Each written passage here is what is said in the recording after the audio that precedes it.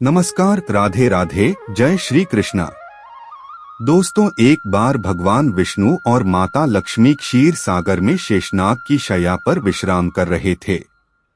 तभी विंता पुत्र गरुड़ उस स्थान पर आ जाते हैं और भगवान विष्णु तथा माता लक्ष्मी से पूछने लगते हैं, हे प्रभु, मैं पृथ्वी लोक का भ्रमण करके आया हूँ। मैंने देखा कि पृथ्वी पर अनेक मनुष्य नित्य स्नान करते हैं, किंतु फिर भी दुखी ही रहते हैं। उनके दुखी रहने का क्या कारण है? हे प्रभु, आप मुझे बताइए कि स्नान करने की सर्वोत्तम विधि क्या है? स्नान कब और कैसे करना चाहिए? स्नान करते समय कौन से मंत्रों का उच्चारण करना चाहिए? मेरे मन में इन सभी प्रश्नों को जानने की इच्छा निर्माण हो रही है। गरुड़ जी माँ लक्ष्मी से भी पूछते हैं, हे माता, मैंने ये भी देखा है कि अनेक महिलाएं नित्य स्नान करके आपकी पूजा आराधना करती है, किंतु फिर भी उनके घर में आपका वास नहीं होता है। इसका क्या कारण है? गरुड़ जी द्वारा इस प्रकार से प्रश्न पूछने पर भगवान विष्णु कहते हैं, हे पक्षीराज, तुमने उचित ही प्रश्न किया है। स्नान करना अत्यंत आवश्यक होता है। स्नान से ही शरीर शुद्ध होता है। स्नान करने से ही शरीर पवित्र होता है और मनुष्य पूजा पाठ आदि कर्म करने के पात्र बनता है। इसलिए मनुष्य को नित्य स्नान करना चाहिए। तुम्हारे सभी प्रश्नों के उत्तर देने से पूर्व मैं तुम्हें एक अत्यंत पवित्र कथा सुनाता हूँ। उसे तुम ध्यान से सुनो। इस कथा में तुम्हें तुम्हारे सभी प्रश्नों के उत्तर प्राप्त हो जाएंगे। इतना कहकर भगवान विष्णु ने गरुड़ जी को स्नान का महत्व बताते हुए एक कथा सुनाई है, जिसे सभी मनुष्यों को ध्यान से सुनना चाहिए। इस कथा का श्रवण करने मात्र से ही सैकड़ों तीर्थों में स्नान करने का पुण्य मनुष्य को प्राप्त होता है। इसीलिए आप सभी इस कथा को पूरा जरूर सुने। आधा अधूरा ज्ञान अनर्थ का कारण होता है। तो चलिए शुरू करते हैं। भगवान विष्णु कहते हैं, हे पक्षीराज, प्राचीन काल की बात है। मध्य प्रदेश में एक अत्यंत सुंदर नगर था, जहां पर एक धनवान सेठ रहता था, जिसकी 3 पुत्रियां थीं। सेठ ने अपनी पुत्रियों को कभी किसी चीज की कमी होने नहीं दी। उसने उन्हें बड़े लाड़ प्यार से पाला था। उसकी पुत्रियां बेहद ही सुंदर और चंचल स्वभाव की थी। एक पिता का जो जो कर्तव्य होता है, वह सभी उस सेठ ने पूर्ण किया। अपनी पुत्रियों को उसने सब कुछ दिया, लेकिन उसने केवल एक गलती की। उसने अपनी पुत्रियों को शास्त्र ज्ञान नहीं दिया। जीवन में सब कुछ पाकर भी उसकी पुत्रियों का जीवन अधूरा था। ज्ञान के बिना कोई भी मनुष्य पूर्ण नहीं होता है। पैसा, संपत्ति, सौंदर्य होकर भी उसकी पुत्रियों के पास वो नहीं था जो प्रत्येक स्त्री के पास होना चाहिए। फिर जब उसकी तीनों पुत्रियां जवान हुई तो सेठ ने उसकी तीनों पुत्रियों का विवाह एक अच्छे कुल में कर दिया। तीनों के पति बड़े बड़े व्यापारी थे और सभी राजमहलों में रहने के लिए चली गई। जैसे ही तीनों रहने के लिए अपने घर चली गई, वहां पर उनका भव्य दिव्य स्वागत किया गया। विवाह के बाद की सभी रस्में की गई। उन तीनों के ससुराल वालों ने उन्हें बहुत मान सम्मान दिया और सभी के साथ प्रेम से व्यवहार किया। वे तीनों अपने ससुराल में बड़े ही मौज से रहने लगी।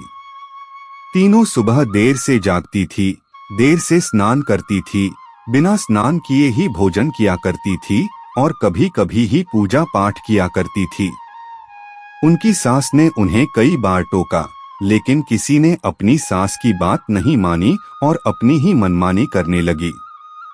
लेकिन जैसे जैसे समय बीतता गया, उन तीनों पुत्रियों के ससुराल में परेशानियां बढ़ने लगी। तीनों के पतियों को व्यापार में आर्थिक नुकसान होने लगा और धीरे धीरे उनका सारा व्यापार डूबने लगा। दूसरों से कर्ज लेकर वे अपने व्यापार को चलाने लगे, लेकिन फिर भी उन्हें घाटे का ही सामना करना पड़ा, जिससे घर में क्लेश होने लगा। बार बार लड़ाई झगड़े होने लगे। जब से ये तीनों उन घरों में रहने के लिए चली गई थी, तभी से उनके घर में संकट आने शुरू हो गए थे। उन तीनों बहनों के ससुराल में पैसे की इतनी तंगी है कि उन्हें अपना घर बार सब कुछ बेचना पड़ा और वे सभी झोपड़ी में जाकर रहने लगे। लेकिन वे तीनों बहनें झोपड़ी में रहना पसंद नहीं करती थी, इसीलिए वे अपने ससुराल को छोड़कर मायके में वापस आ गई और अपने पिता के साथ रहने लगी। अपने घर पर आकर भी उन तीनों की आदत नहीं बदली और घर पर आकर भी वह तीनों बहनें बड़े मौज से रहने लगी। वहां पर भी वे तीनों देर से उठती थी, देर से स्नान करती थी, बिना स्नान किए ही भोजन किया करती थी, जिस कारण से उनके पिता को भी व्यापार में नुकसान होने लगा और उसकी भी आर्थिक स्थिति खराब होने लगी। फिर एक दिन उनके द्वार पर भगवान विष्णु एक साधु का रूप धारण करके आ गए। सेठ ने उस साधु का प्रेम से स्वागत किया और उनके पैर छूकर उन्हें प्रणाम किया। फिर सेठ ने उस महान साधु को अपना दुख बताया और उस पर निवारण करने के लिए उपाय पूछा। सेठ ने अपनी पुत्रियों को भी बुलाया और साधु को उनके बारे में भी सारी हकीकत बता दी। जैसे ही उस साधु ने सेठ की तीनों पुत्रियों की तरफ देखा तो उन्हें सारी हकीकत पता चली।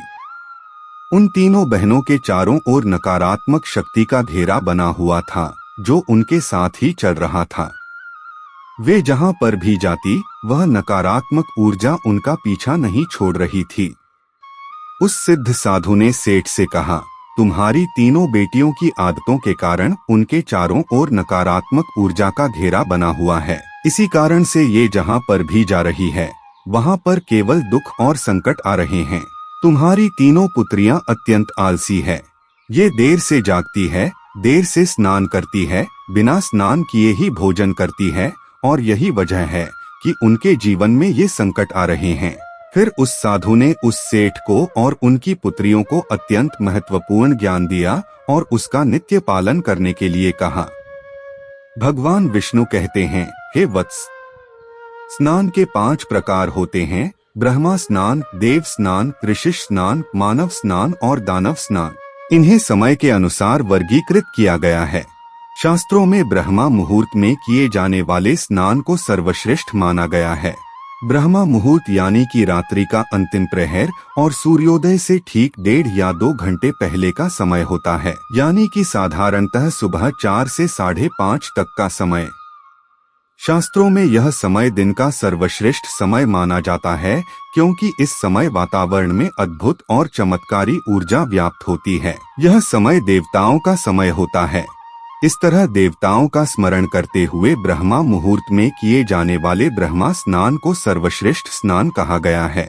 इस समय स्नान करने से और स्नान के तुरंत बाद सूर्य देवता को अर्घ्य देने से जीवन में सुख, समृद्धि और शांति आती है।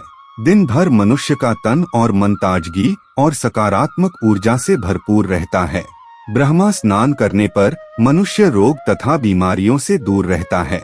उसका शरीर निरोगी और स्वस्थ रहता है। दूसरा है देव स्नान।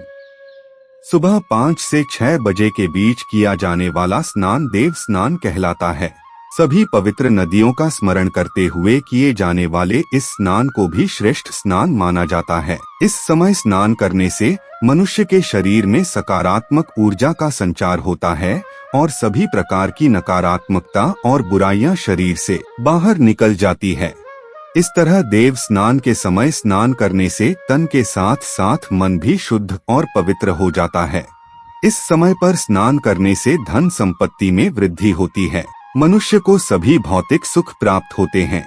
सुबह सुबह जब आकाश में तारे नजर आते हैं उस समय किए गए स्नान को ऋषि स्नान कहते हैं। ये भी श्रेष्ठ स्नान होता है। इस समय स्नान करने से मानसिक शांति मिलती है। चौथा है मानव स्नान।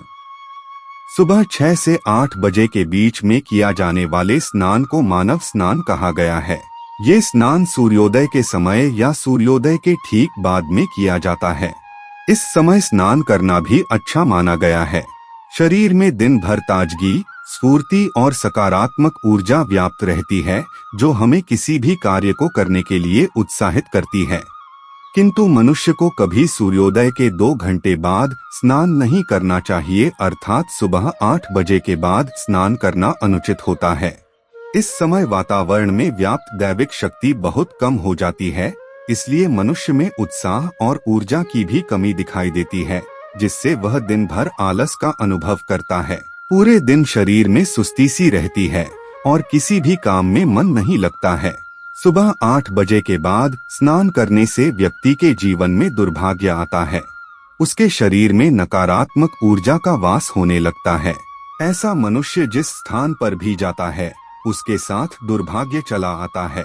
तुम्हारी ये तीनों पुत्रियां सुबह देर से स्नान करती थी, जिस कारण से उनके ससुराल की सारी संपत्ति नष्ट हो गई और अब तुम्हारी भी धन संपत्ति नष्ट हो रही है। सूर्योदय होने के बहुत समय बाद तक भी जो लोग स्नान नहीं करते हैं, उनके मन में दिन भर क्रोध, राग, द्वेष, नकारात्मकता, कमजोरी और चिड़चिड़ापन बना रहता है, जिससे इनके काम में मुश्किलें आ सकती है। इसलिए प्रतिदिन ब्रह्मा स्नान, देव स्नान, ऋषि स्नान या मानव स्नान करने की सलाह दी गई है। प्रतिदिन इन पवित्र कालों में उठकर स्नान करके ईश्वर की पूरी श्रद्धा से आराधना, प्रार्थना और पूजा पाठ करने तथा सूर्य देव को अर्घ्य देने से हमारे तन के साथ साथ मन भी शुद्ध और पवित्र हो जाता है और हमारी बहुत सी समस्याओं का समाधान हो जाता है। हमारे अंदर से सभी प्रकार की नकारात्मकता दूर होती है और सुख समृद्धि का मार्ग खुल जाता है। संध्या काल और रात्रि के समय अत्यावश्यक न हो तो बिल्कुल भी स्नान नहीं करना चाहिए। भगवान विष्णु कहते हैं, हे वत्स, अब मैं तुम्हें स्नान करते समय बोले जाने वाले अत्यंत महत्वपूर्ण मंत्र के बारे में बताने जा रहा हूँ, इसीलिए तुम इसे ध्यान से सुनो। जो भी इस मंत्र का उच्चारण करते हुए स्नान करता है, उसके सभी पाप उसी क्षण नष्ट हो जाते हैं, उसका दुर्भाग्य भी नष्ट हो जाता है और उसे सुख समृद्धि प्राप्त होती है। वह मंत्र इस प्रकार है, गंगे च यमुने चैव गोदावरी सरस्वती नर्मदे सिंधु कावेरी जले अस्मिन् सन्निधिं कुरु। इसका अर्थ है, हे गंगा, यमुना, गोदावरी, सरस्वती, नर्मदा, सिंधु और कावेरी माँ, मेरे स्नान करने के जल में कृपया आप सभी पधारिए। इस मंत्र के उच्चारण से सभी तीर्थ स्थानों में स्नान करने का पुण्य मिलता है। इस प्रकार से भगवान विष्णु ने उस सेठ को स्नान का महत्व बताया। फिर सेठ की तीनों पुत्रियों को अपनी गलती समझ में आ गई। वे तीनों अपने अपने ससुराल में रहने के लिए चली गई और भगवान विष्णु द्वारा बताए गए स्नान के सभी नियमों का पालन करने लगी। तीनों सुबह ब्रह्मा मुहूर्त में जागकर स्नान करने लगी और नित्य सूर्य को जल देने लगी। सुबह नित्य स्नान करने से उनका शरीर पवित्र हो गया और वह नकारात्मक ऊर्जा भी पूरी तरह से नष्ट हो गई। धीरे धीरे उनके पति का व्यापार भी ठीक से चलने लगा और उनका खोया हुआ सब कुछ उन्हें फिर से वापस मिल गया। इस तरह तीनों बहनें बड़ी ही प्रसन्नता से अपने ससुराल में रहने लगी। तो दोस्तों, इस प्रकार से हमारे जीवन में स्नान का बहुत अधिक महत्व होता है। इसीलिए हमें रोज सुबह जल्दी स्नान करना चाहिए। सुबह 8 बजे के बाद स्नान करना अशुभ होता है। इस प्रकार से भगवान विष्णु ने गरुड़ जी को स्नान का महत्व बताया है। उम्मीद है आपको यह कथा पसंद आई होगी। वीडियो को लाइक जरूर करें और कमेंट में जय श्री हरि विष्णु और जय मां लक्ष्मी जरूर लिखें। साथ ही आपके अपने चैनल गीता भजन माला को सब्सक्राइब करें ताकि ऐसी ही आध्यात्मिक जानकारियां आपको प्राप्त होती रहें। धन्यवाद। आपका दिन शुभ हो।